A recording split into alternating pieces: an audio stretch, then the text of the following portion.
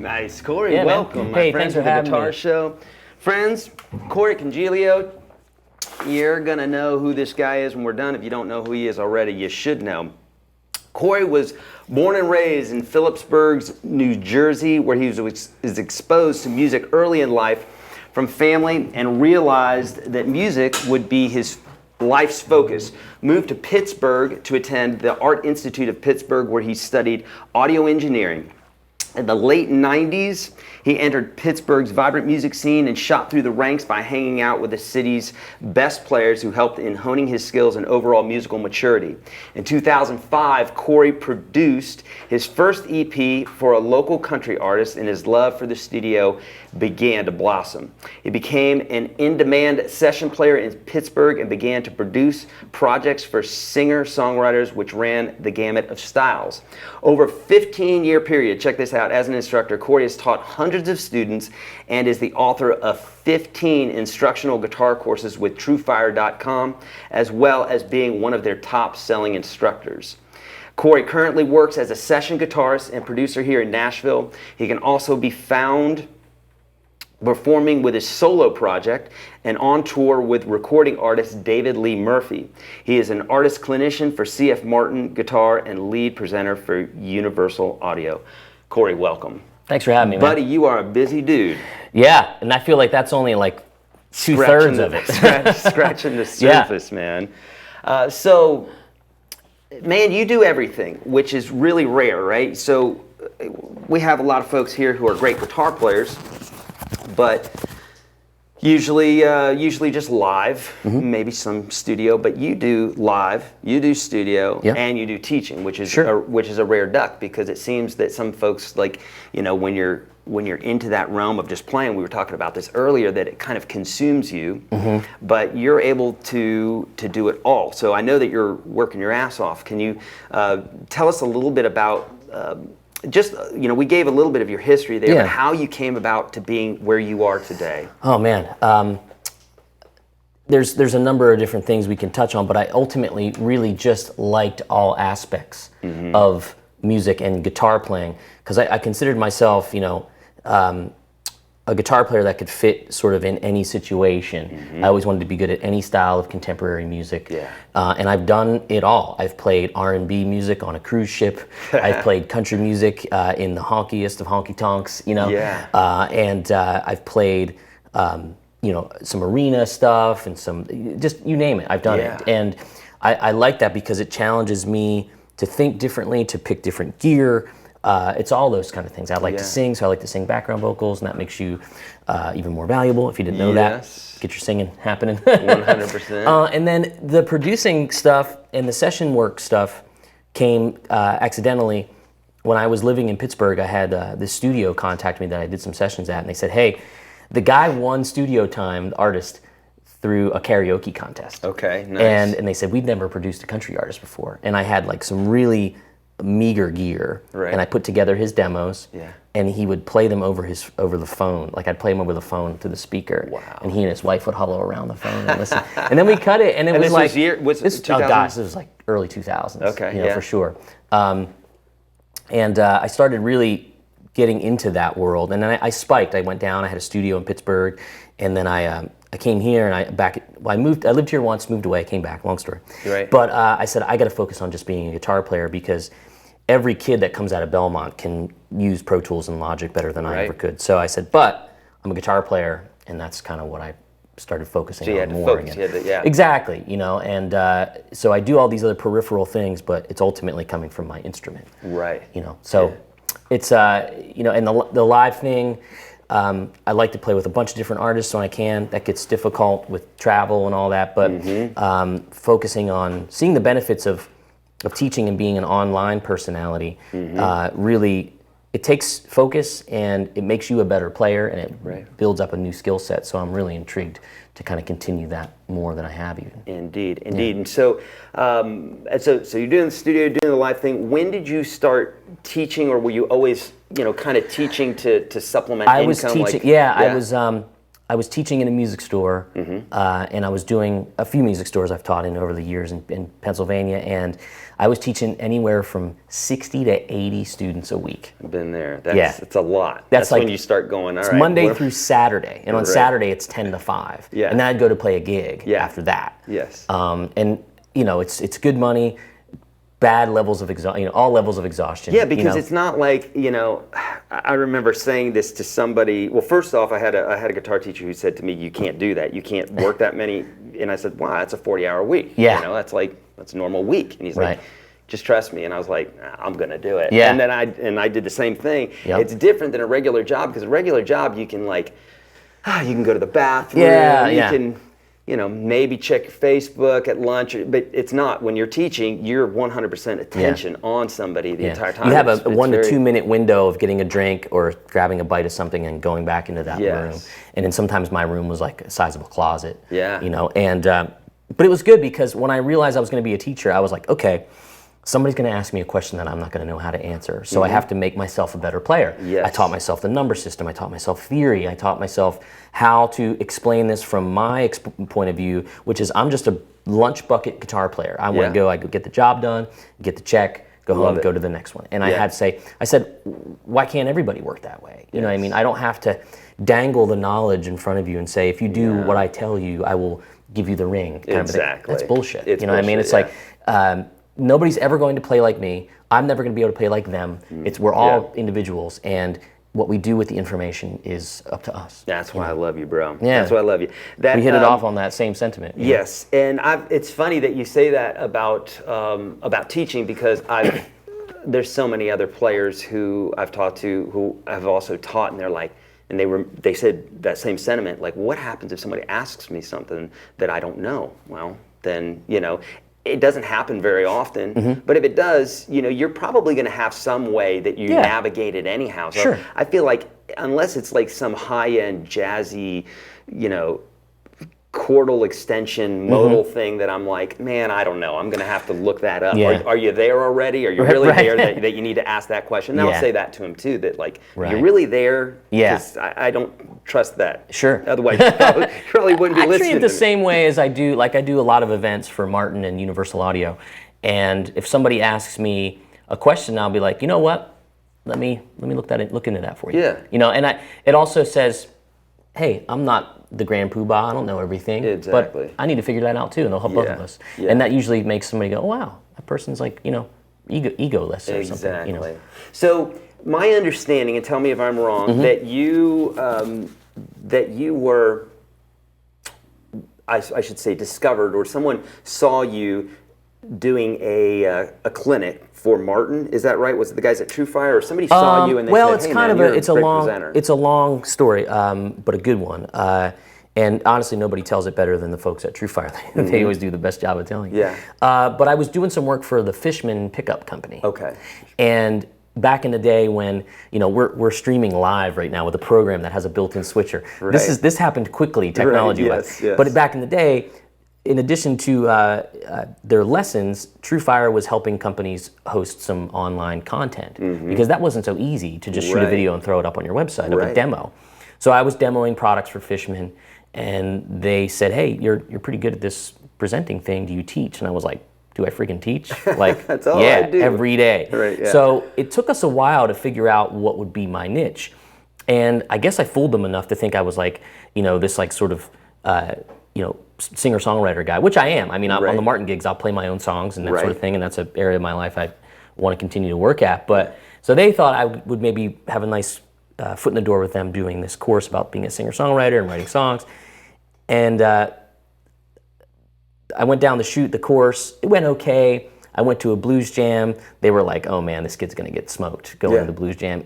And the opposite happened. I read that article. Did Brad write that? Brad wrote that. From but Brad dropped me off at the blues jam and was like, "Oh man, it's going to get and I asked to borrow one of his guitars, and he was like, "Be careful, like, do you know what you're doing with this thing?" Right. And then he said, "Send me links of you playing," and I sent him some Texas-y blues kind of thing, and he was like, and then he said, 50 Texas blues licks you must know. That's what we're doing.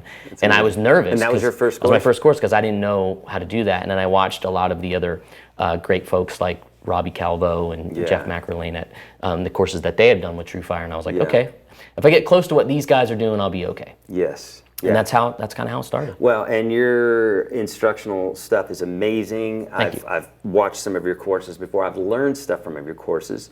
And you're an amazing instructor, amazing player. In fact, folks, we've got all of Corey's links in the description of this video. So I believe to your TrueFire courses and what have you. Now, you mentioned something about if they were to sign up today, that's right, for one of your Well, we're going to talk about a latest course that I just put out, and it's really fun. But a lot of people might not know about the TrueFire product called In the Jam, and one of the tracks that the blues track we were playing to will be in that course. Yes. And it's a really wonderful product that they've developed where I bring in the tracks. In this case, it's 10 barroom grooves, we call them, which is like everything from a Tom Petty track to a blues to an Allman Brothers feel to a meters type thing. Yeah. Everything I've ever played in jams and in rock bands and you know, stuff like that. I thought, how fun would that be to do that? There's keyboards, bass, drums, all of those you can mix and edit yourself. And this is something you produced yourself as well?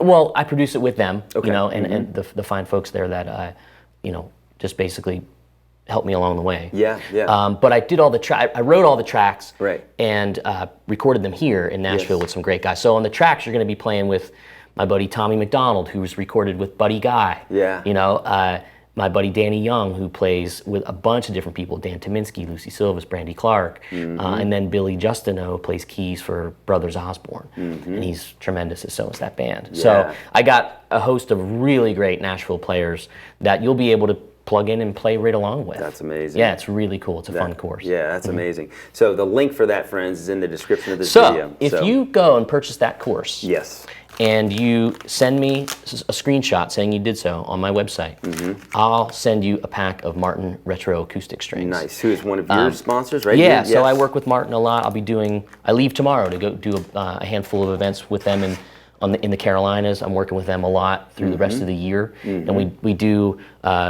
past, present, and future of Martin, deals on strings, deals on guitars, generally at the stores. Nice. They've been around a little while, huh?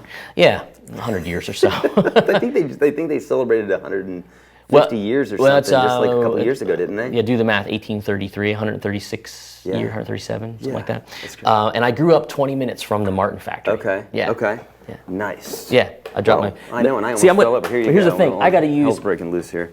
We got to use my pick, which is my. Oh, that's nice. I know. I love the logo. A buddy of mine made these for me. I love the logo. So now so Corey has an amazing setup here. He's a gear free. Yeah. But you do it all the right way. You don't go overboard. You do just what's needed, and it's beautiful.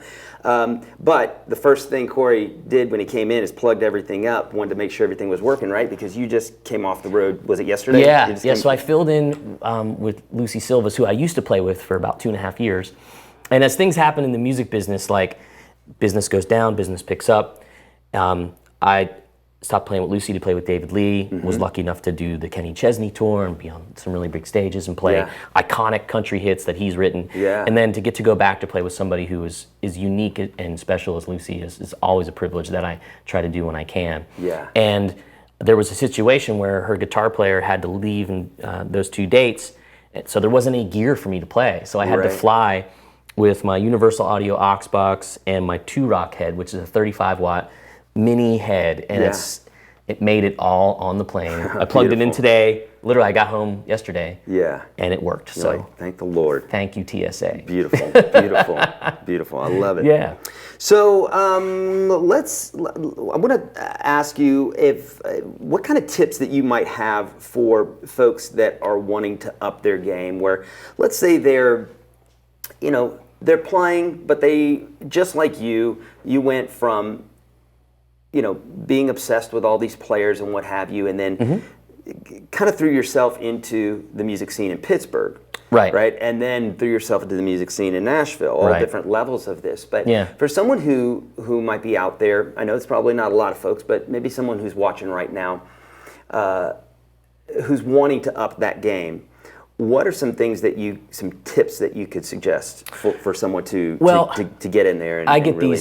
these DMs all the time on Instagram. Hey, I'm trying to expand my reach. Hey, I'm trying to be a professional guitar player, a professional musician. In this day and age, we have a few things at our disposal, some at which can be a hindrance, some of which can be, a help.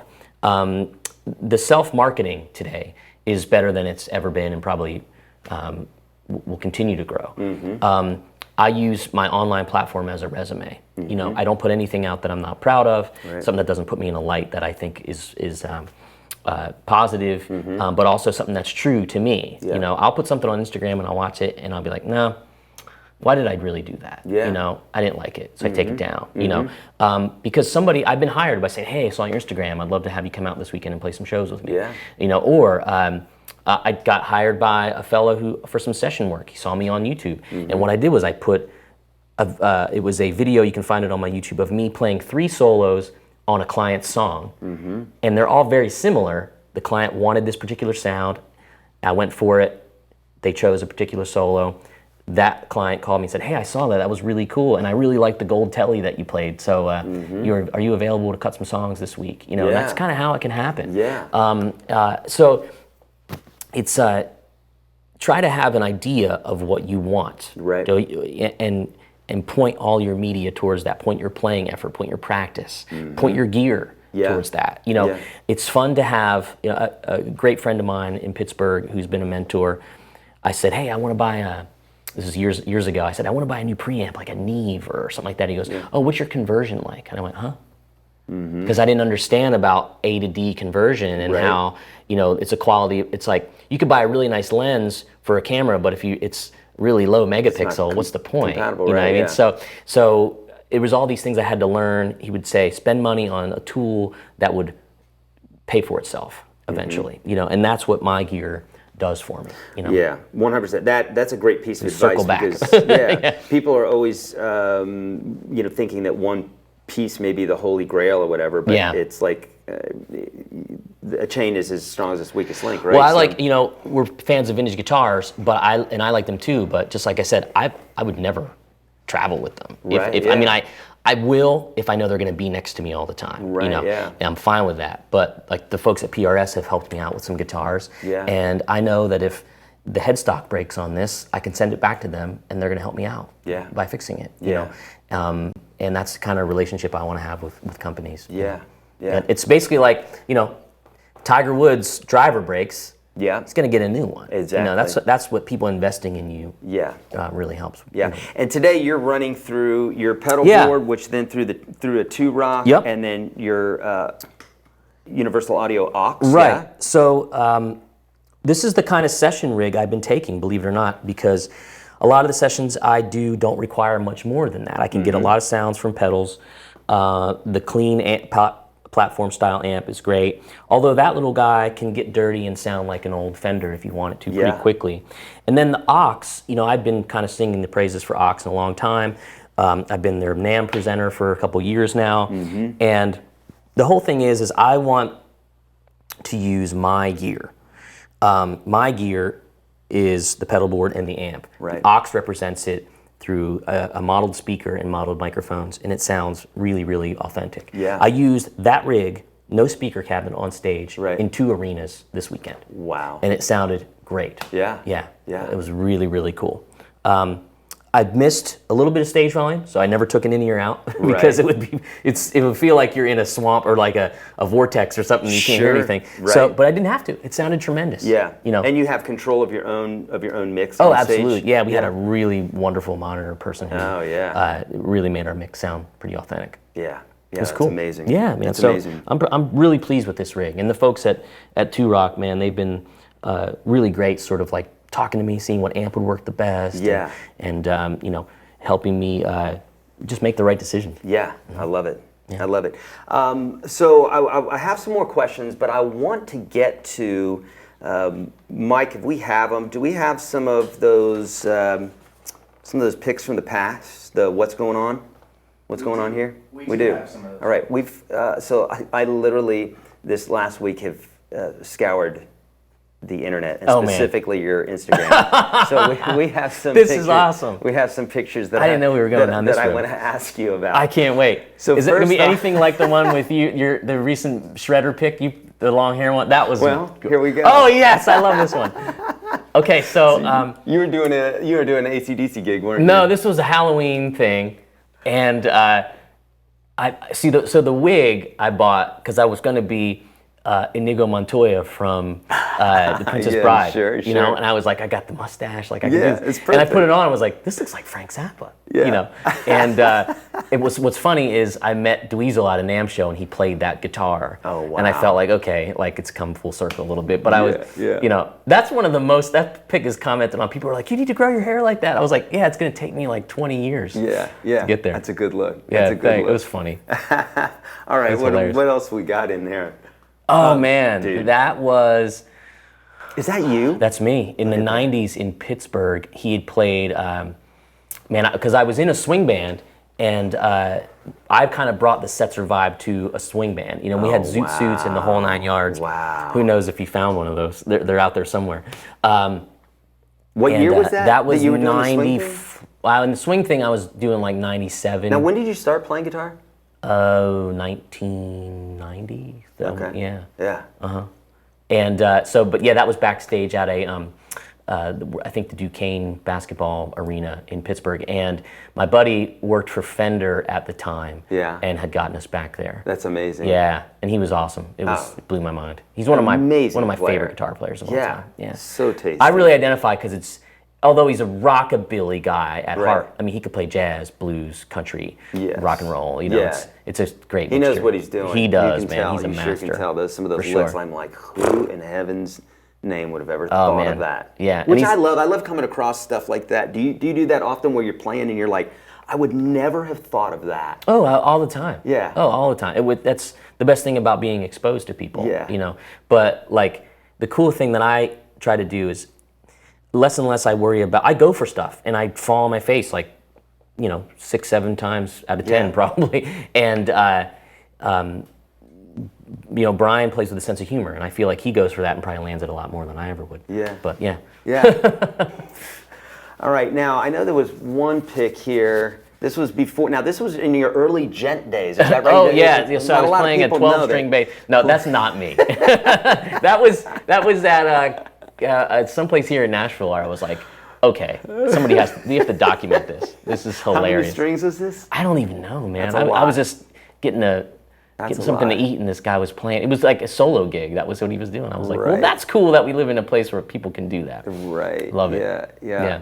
I'm still trying to learn 6 of them. So now I you guys put went this for up- the weirdest no, stuff. I put this up Okay. here because number one, you and I are both plant-based weirdos, Right, exactly, And yeah. then and I noticed, I was like, well, shit, that looks like Gojo. That's exactly what Ethiopian. that is. And then I Yep. read, and I'm like, oh, so Yep. that's just for me. Sorry, I'm hungry, and that's my favorite Oh man, dish. let's That's go. the only reason I wanted that. Let's up go now. there. It's been too long. You got the Shirawet in there, right? The man. Viserwet, Oh, the geez. Measuret, and I love it. It's like I could dive in. Is there any other thing we got there? Oh yeah. Now this guy. yeah. What's his name? Max. So that's Max. Max. So He's all over your Instagram. he is, but I lost Max last year. Oh. Yeah, and man, I was doing Martin events on Long Island, and they said if they had taken him to the hospital, and they said, Yeah. I said, is there any chance he'll live through the weekend? Because I wanted to. And they said, you'd be doing. I'd never had, like you think vets will sometimes be like, oh yeah, we'll keep him alive, or and they're just kind of Yeah. like charging you. Yeah. And they were like, you'd be doing him a disservice. And I came home and got to spend some time with him, and he used to. My really good buddy and his wife, my buddy Ford Thurston, used to watch Max all the time. Yeah. And he was. I need to get Ford on the. On the Yeah, show yeah, sometime. for He's sure. amazing Yeah, so player. he was pretty busted up about it too. Yeah. So. Well, those he pictures. was great. Those pictures on Instagram, you really honored him. Because Oh, good. That's just like that. yeah, that he little was- guy just seems like such a. He was such awesome. a joy. He was awesome. Such Yeah. a joy. Well, do you want to take some questions from Yeah, the kids we're here, getting and then blown up I've over here. got some other questions probably that we might get to. But let's Yeah. dig in here a little bit and see what we have, friends. If you would, on these questions, all caps. question mark. This way, it's going to make it a lot easier when we're scanning through here to be able to see what's up, okay? And just make sure that it's not you guys talking amongst yourselves. Seems like everybody just comes to have conversations with each other, which is totally cool. What a meeting place. Pretty cool. Yes, yeah. We've got a great community here, and the kids all, for the most part, get along. We kick anybody out who doesn't get along. We don't like that. Yeah, let's keep it positive. Yeah. All right, I'll tell you what, since you guys didn't, since I'm kind of throwing this at you right off the bat, go ahead and get your questions ready. I have some other ones here, but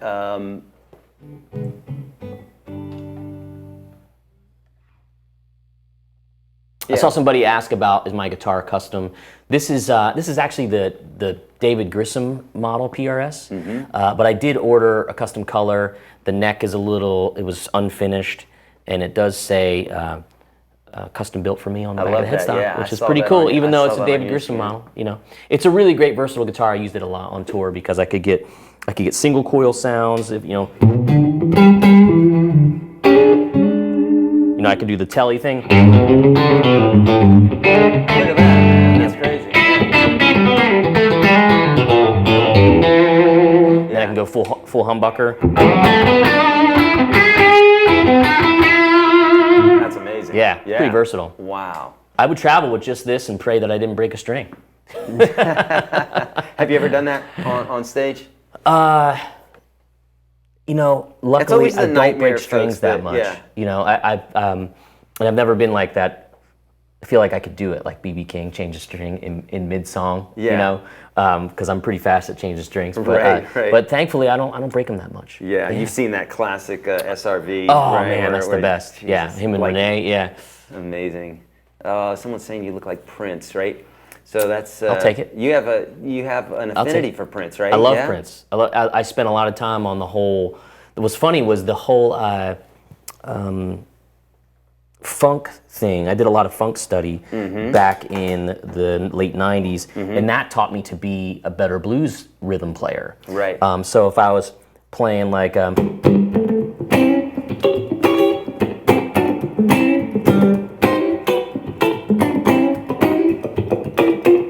hear.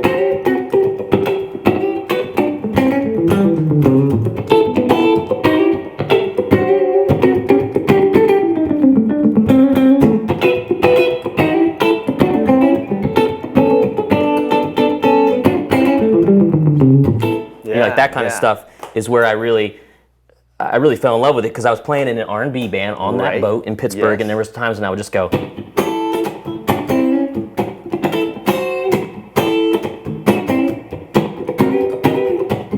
And that's all I would do for like 7 minutes in a song, and it was so fun. I would totally I just love that stuff.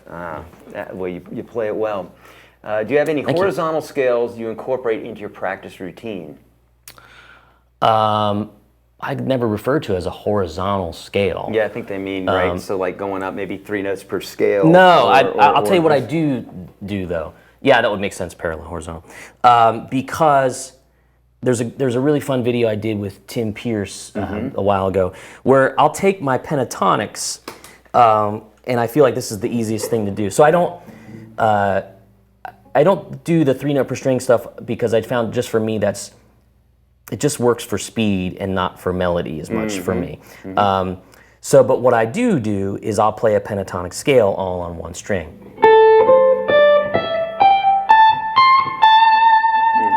Second string, so maybe I'll start on the 5th degree of that scale, or the E. Sorry. So if we're playing, if you played me, just play me an A like a.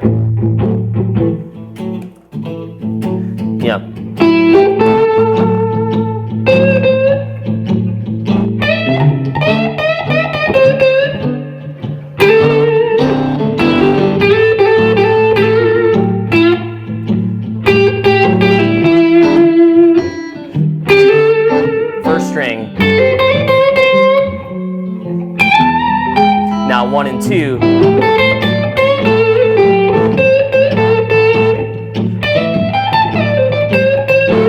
1, 2, 3. So now what you're doing is the licks sort of like build themselves, and you're not stuck to. But if you do that after,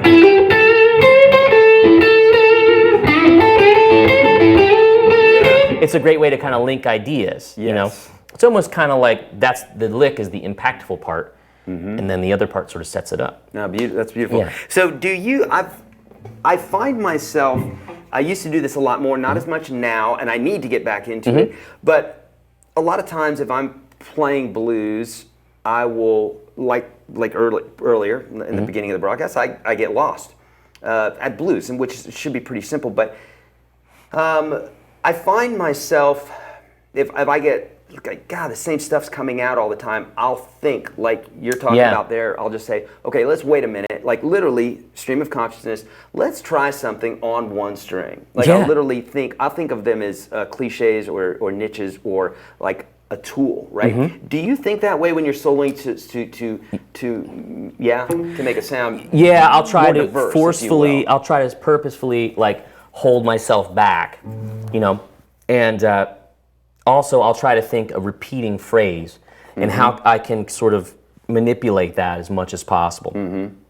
So let me think. I like to maybe stick in this area. We're going to stick in these two strings, strings 2 and 3. We're going to play A, G, and E. So if you play that little blues rhythm for me there. And if you could scooch a little bit this way with that camera, will catch you right there. So yeah, 1, 2, 3, 4.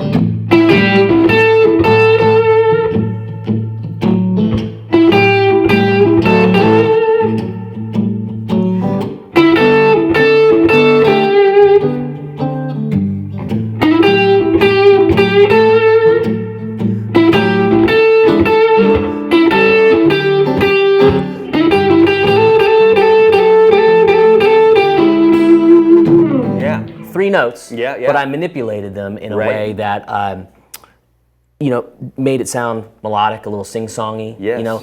And I don't want to say I wouldn't have gotten that from blues players, but I got it a lot from some of the jazzy or fusion guys that will have to play a long solo, you know, 64 bars or something, you know? And that's a long time to develop ideas. So you want to do that. You can't come out of the gate swinging. No, because where are you going to go from there? Right, you know? Exactly. As Nigel Tufnell would say, nowhere. Nowhere. But these go to 11. They do. These licks go to 11. Funny that you should say that. Yesterday I was doing 20 songs with 2 chords, which who knew that there were 20 songs out there with 2 chords.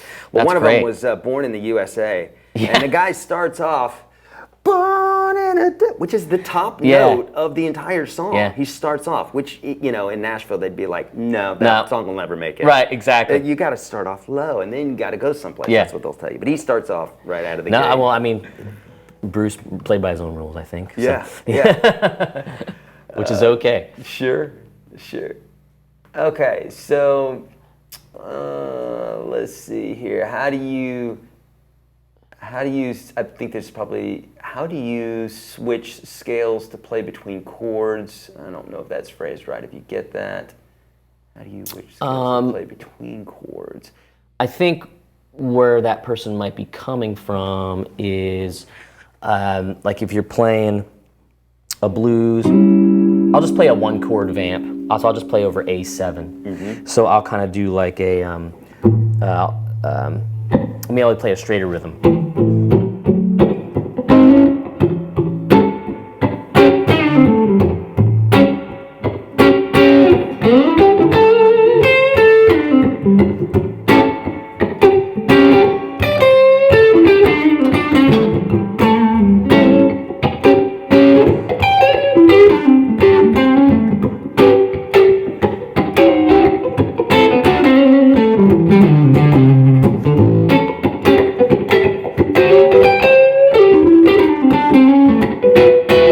So what I would recommend, what I would recommend is you have to get good at, or better at, understanding bars in time. You know, so you might just take like a 4-bar phrase. So I might go 2, 3, 4, 1, 2, 3, 4, 2, 2, 3, 4, 3, 2, 3, 4.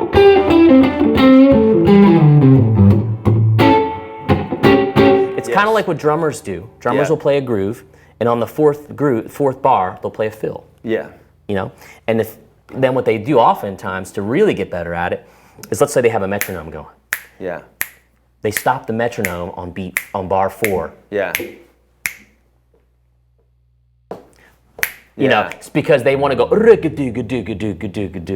come back in time. And that's usually when you speed things up. And exactly. So that's the same time.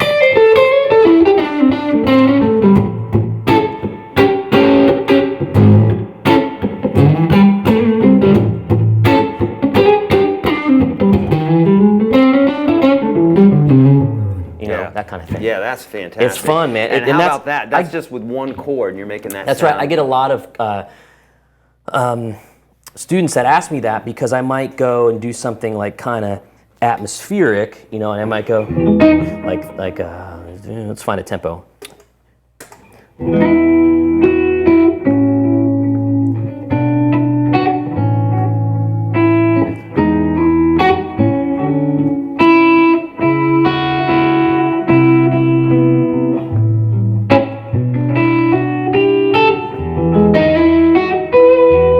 I might do something like that. Mm-hmm. So I'm keeping that time in my head, whatever, always going. Right. I'm always thinking it could be something, it could be less busy. 3, 4.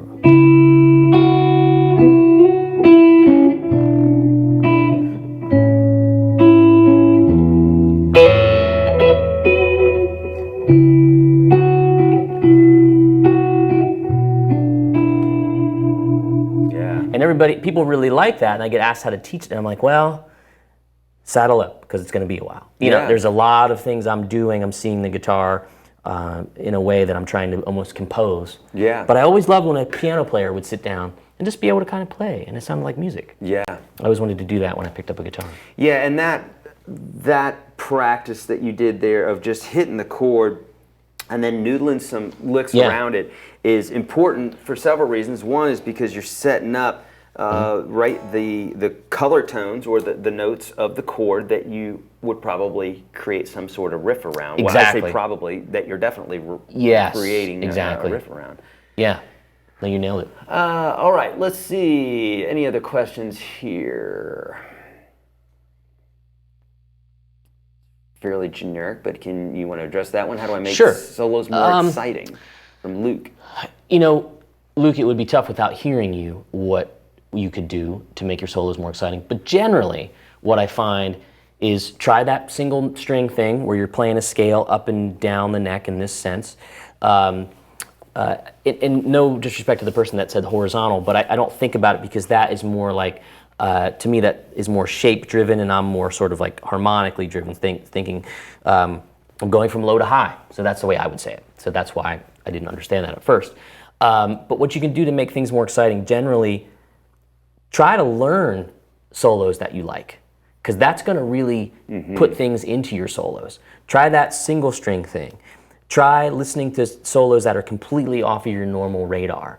And even if it's one thing, I mean, I remember years ago taking my first guitar lesson. I was about 14. Not my first guitar lesson, but, you know, hearing Stevie Ray Vaughan go,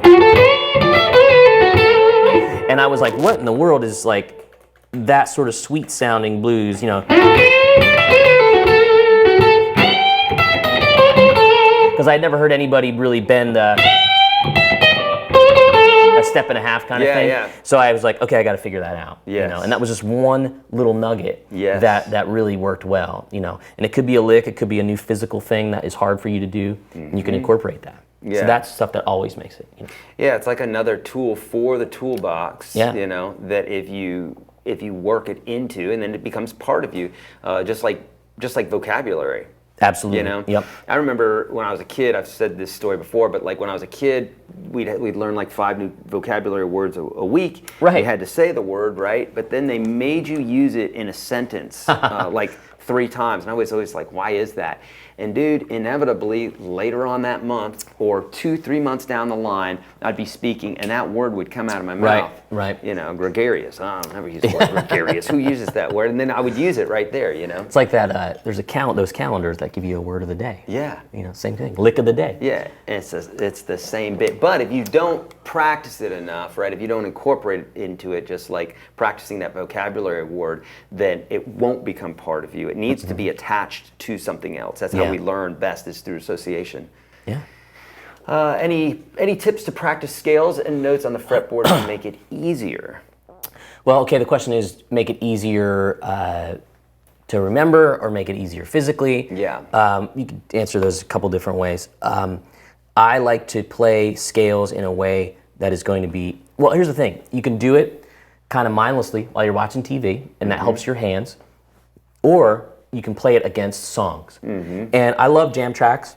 I make them all the time for my courses. But what I used to do is I would come home and I'd put my favorite songs on. Yes. And I would try, if I knew the key, I would try and play the scale over top, regardless of what it was, Metallica, Van Halen, AC/DC, even if I was stepping all over the vocal. Sure, I just wanted to hear how it was working all the time. It was helping me connect the dots. Yes. You know.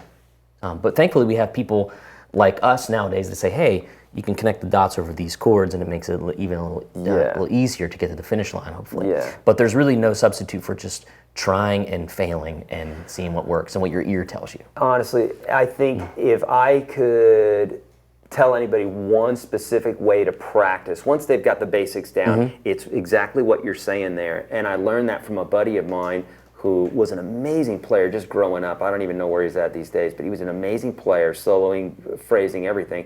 And I'd say, how do you practice? And he'd say, I just put on the radio and I play. And there's something about that, because number one, you've got to find a tonal center. You can't just meander, right? You have to have a tonal center.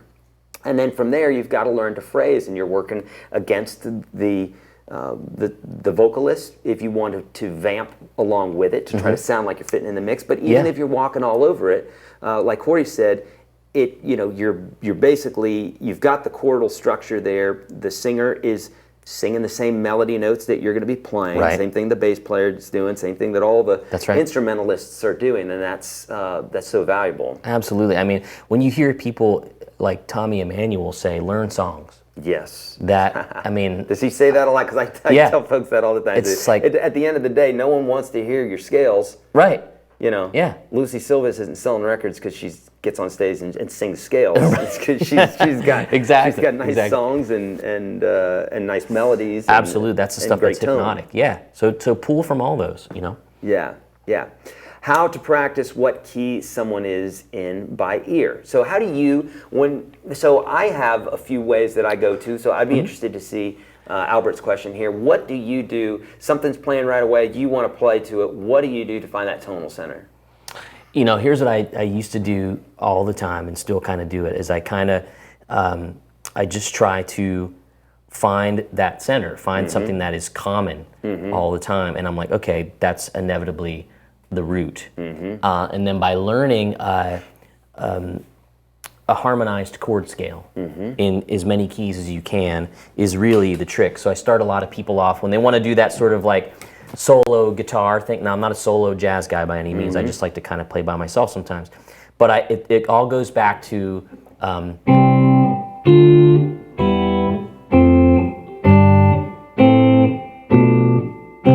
like do, re, mi, fa, sol, la, ti, do. Yeah. So 90% of the songs you hear in any genre are going to be based around that. Now that's just the key of C. Right. But then if you're in the key of G,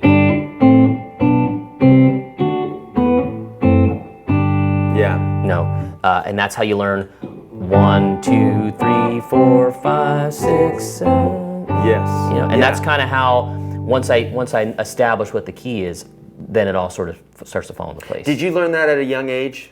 No. When did you learn that? Because for me, the same thing. I want to hear your story about it. Because for me, it took moving to Nashville. I think I was playing for 8 years before all that stuff started. And I think it was more like looking at the Nashville number system that I was like, oh my God, are you joking? That was this a big has been one for me. Looks like a key. So what was it?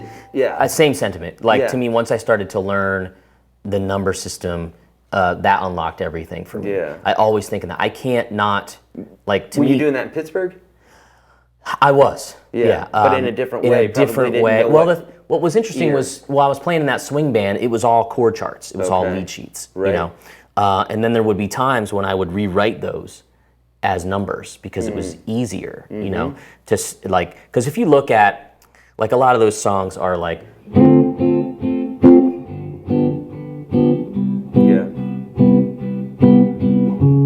so it's 2 5 1 2 5 1 for bars and bars and bars. You know, like somewhere beyond the sea, somewhere like those kinds of songs. And it's like, oh man, well, okay, what bar am I in now? Like, oh geez.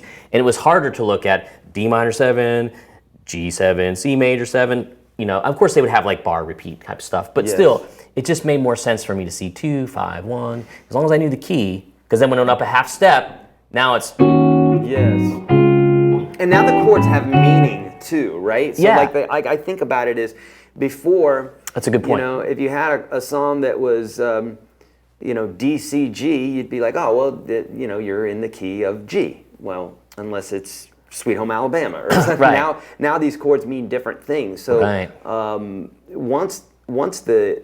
once I understood that, like what the ranking of the chord was it a 1, was it a 5, was it a 4, then it lets you kind of know where it's pointing to and what have you. And if that sounds complicated to you, I promise it's easy. It's actually easier than anything else, If you can I think. count to 7, but you do have to know it, and you do have to know it fairly well. But literally, if you can count to 7, you can understand the basics of how chords work like that. All that stuff starts making sense. Yeah.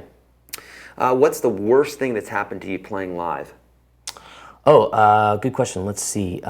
It generally goes back to a gear thing. Yeah. Where I remember like being in front of 30,000 people and my guitar not being plugged in and not realizing it and like getting really pissed and like ripping my pedal board apart and realizing it was just because I wasn't plugged in. Yeah. And I thought I was. You start melting down. You do. You start panicking. Yeah, absolutely. Yep. How did that resolve? It worked out, but I was embarrassed. For sure. Yeah, it was. And it's never as bad as you think it is. But you get in on like the second verse, and it's over. You know what I mean? It's like you figure it out. Yes. Yeah. Would you recommend 3 notes per string in general playing of scales, or 4? Well, you've answered that one already, but go ahead and say what your thought is on that. I feel like there's like we're trying to get to this point, and a lot of us as players come to it in few different angles. Some people will come from that 3 note per string thing, or what I think more of a box scale sort of idea. I was trained up on sort of more what I would consider to be jazz improvisation, which sounds like people would go like, oh, I don't want to do that. It's like, no, I'm going to put some videos out shortly that's going to explain how all that can actually be a lot easier than one might think. Because I try to teach with no mask, like you can't have this until you reach my level, and I'm not like that. But to me, it just always made sense that if here was a minor pentatonic. Here's minor pentatonic with a flat 5, right? Here is major pentatonic. Here's major scale. Here's minor, natural minor. It's all in there, and it's all one note different in the shape. So you have, in this area, this 4-fret area, I can play any kind of sound I want. Yeah. And it's all a half step away. Yeah. So there's a lot of.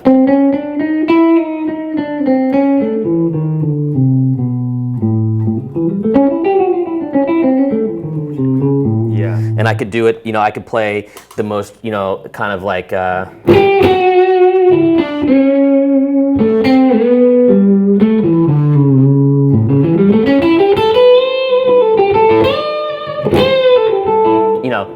Anything I want, any flavor I want, I'll be able to get into that ballpark. Now, I just noticed something really interesting when you were playing just now. You bent that first or second string, and your fingers went underneath the other strings. It happens. Is that? I didn't do it on purpose. Yeah, okay. Just because it just happened. Okay, I just thought, I was like, does he just, because I've never seen that before. No, so, you got to learn how to live with the little things that happen. Yeah, I love it. Well, no, it sounded great. So, but that's kind of where I'm at because I never kind of did the kind of thing. I don't even know how to do that. It's like the whole 3 note per string. To me, 3 note per string is just, Yeah. And and that's about as much as I do. Yeah, and I find that, in fact, we've got a new segment for the program, and we're going to do it here in just a moment, but I find that that certain guitar players that have certain sounds, classical, even some jazz players, but prog, like the folks that are really like technical players. I mean, you're a technical player, but you still have lots of soul. Thanks. If you wanted to get technical, I'm sure you could get really technical, but you do it with a lot of soul. And I think that's the problem sometimes that avenue tends to breed those types of guitar players that get real technical. And for me, playing 3 notes per string sometimes can lead to that, because it's like it's lots of sequences, which people are like, oh, he's playing in sequences. It's yeah. To me, it's like generally the melody is always very close with the way that I play, because I'm also seeing inside of that scale. Yes. I'm also seeing the arpeggio, so I can see. Then I'm going to see all these different kind of shapes.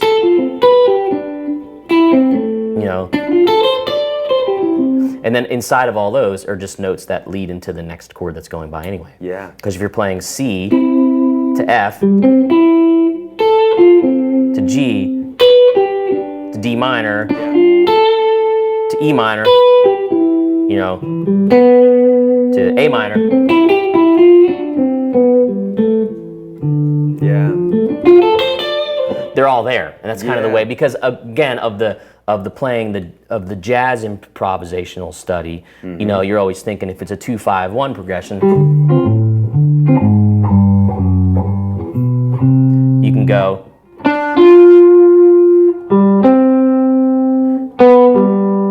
So it's. Yeah. And is that a way that you would suggest folks practice too? Is that? It just depends on the music that you want to play. For me, it works for everything I do, because again, then if I'm in a situation, I'll go back to like my sort of atmospheric land, where I'm playing with a singer-songwriter. Maybe I'm playing at a C.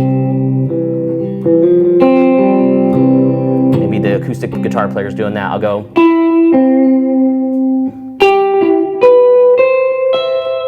Those are all little C chords. F, A minor, E minor, D minor, G to C. And while they're strumming, bro. Absolutely, absolutely. Like being able to play those chord progressions further up the neck like that, and I played with a really great singer-songwriter out of Pittsburgh. His name's Brad Yoder, and Brad was like if James Taylor and like a sci-fi writer or somebody was to get together. He was an amazing lyricist and a brilliant acoustic guitar player. And he would go, okay, play the third for a bar, and I would be like, okay, 2. He's like, now play the root. Okay, now play the third of G. Now play the root. And there's melody there. While he was going.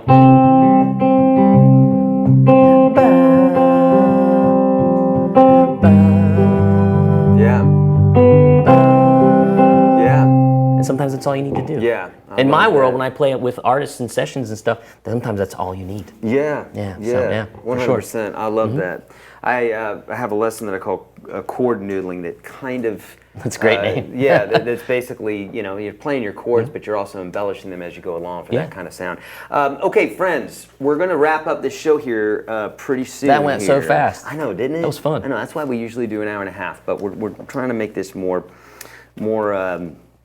punchy for the kids. Kids like punchy. All right, so we have a new segment, and we call this WTF, WTG. The WTG stands for Who's the Guitarist, or Who's That Guitar Player. You know what WTF is, right? So we have, this is going to be a new little segment that we do. Do we have that? We have that one ready? Yes. Mike? Okay. This is a new segment that we're going to be doing just because there's so many amazing guitar players out there, alive and dead, but it's good to know who they are, because not the best players are necessarily the ones that you know of. Believe it or not, Slash may not be the best guitar player in the world. I think he's a fantastic guitar player, but when you see that in Guitar Player magazine or what have you, and then there's other players out there who can play circles around Slash. Not that he's a bad player. He's a great player, but you get the idea. So this one, in fact, we're going to do some sort of giveaway for this. I don't know what, because I just haven't even asked the guys what we're going to do on this, but we're going to do some sort of giveaway for the first person who guesses this. Corey knew right away who this was. So, Mike, go ahead and run this. Are they here now?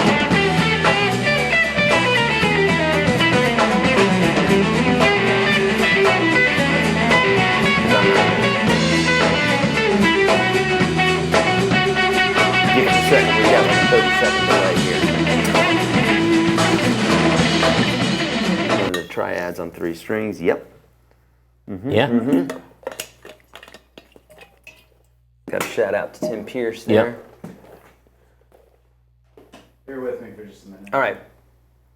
All right. We may not be able to play that one. They were hearing it. I'm sorry. They were hearing it. Okay. Okay. Yeah. Okay. So there you go. We're still on a 30-second delay there. So if you guys know who that was, not Peter Frampton. Nope. Nope.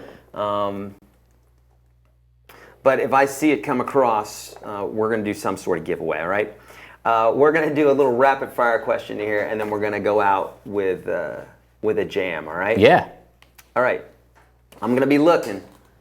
All right. You got the great angle there on the camera, on the TV. All right. Awesome. All right. Rapid fire questions All right, here for Corey. Corey, studio or live? Now these, remember, you can only pick one. Okay. You know, gun to your head, you can only pick one. Studio or live? Studio. Studio. Good. All right. Fender or Gibson? I know you're a PRS fan, but I'm saying if in this case Fender or Gibson. If it was Gibson. All right. Nice. Linguini or angel hair? Angel hair. Oh, of course, every day, right? So good, Yeah, man. every You day. can get more of it on the fork. That's what I like. Yeah, it gets more of the sauce, right? Yeah, right? Does your family like cook like some traditional Italian stuff? Not so much. Yeah. It's blue collar Italian. Okay, But my mom can kind of throw down just about anything. My quickly. wife is Italian. She's from Bucks County. Oh, no kidding. Yeah. Okay. So there you go. That's pretty close to you. It is close. Super close. Okay, Grunes or Carter? Oh. You can shape these if you want. Like Nope, not choosing. Not choosing. Nope. Scotch or whiskey? Whiskey. Whiskey. Okay. Stones or Zeppelin? Stones. Okay, I knew that one. I figured on the whiskey too. Okay, if you could, as a player, improve your ear more or have a better sense of theory, what would it be? Improve my ear more. Good. Tacos or pizza? Cheese. Oh, man. See, it depends because now we've got to alter it a little bit, right, with the way we eat it. It depends on the day, but it's generally tacos. Again, I can just eat more of them. Sure. Yeah. Why not both? Why not both? Yeah. Blues or country? Oh, jeez, you're killing me here. These aren't easy. Blues, but God, I love country music. Yeah, and you do it well, man. Thank we you. didn't even get into not even scratch the surface of stuff that Corey does. But okay, this one's the hardest one. Save it for the end. Prince or John Mayer? Prince. Okay. Yeah. Nice. There wouldn't be so many of us if it wasn't for Prince. All right. He's let's infiltrated. See, did anybody get this? I think somebody did. Yeah. Nice. Okay. Let's see if anybody got that before. Nope. Okay. Somebody said Jack Black, which is funny. I think it looks like him. Yeah. Right. Elias. Okay, beautiful. Sean Lane, that's who it is, friends. If you don't know who Sean is, now he passed away, I think, in 2003. An insane player. Ridiculous. Just pull him up online, and you are going to you're gonna freak because the guy is an absolute beast. He had a little bit of Al Di Meola in him. He had a lot of. He could do anything, man. My he God. could do anything. Yeah, Petrucci. Has attempted some of his stuff. He's an amazing player. The drummer I play with used to play several nights a week in Memphis with him. Yeah, and he was in Black Oak, Arkansas at one point, and he just said people would come from far and wide to watch Sean play. That's amazing. Yeah, that absolutely. is amazing. Are you ready to jam this thing on the way out? Let's do it. Is this a track that you created? Yeah, so all of the tracks are like nods to some of my favorite people. This one I call it Dreams May Come because it's kind of like running down a dream, but backwards. You know, I played the riff backwards, and I just thought it was cool because what's the name of it? It's called Dreams May Come because it's a spoof on Running Down a Dream, the Tom Petty song. I'm a huge Mike Campbell and Tom Petty fan. Oh yeah. All right. Let's do it. Ooh, that's a little hot. We'll adjust that.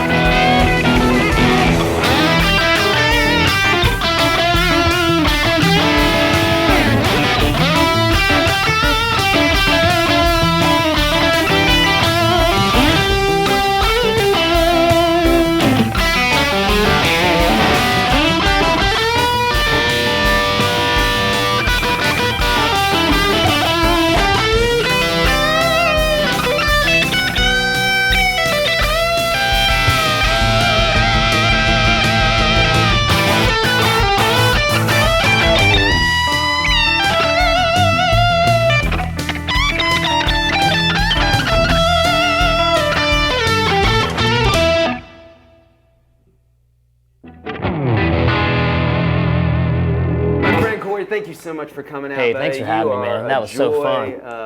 Amazing player. Thank you so much. My pleasure. Friends, anytime. Check out the links that are below. Check out all Corey's stuff online. We just scratched the surface today, all right? We're going to lunch. See you.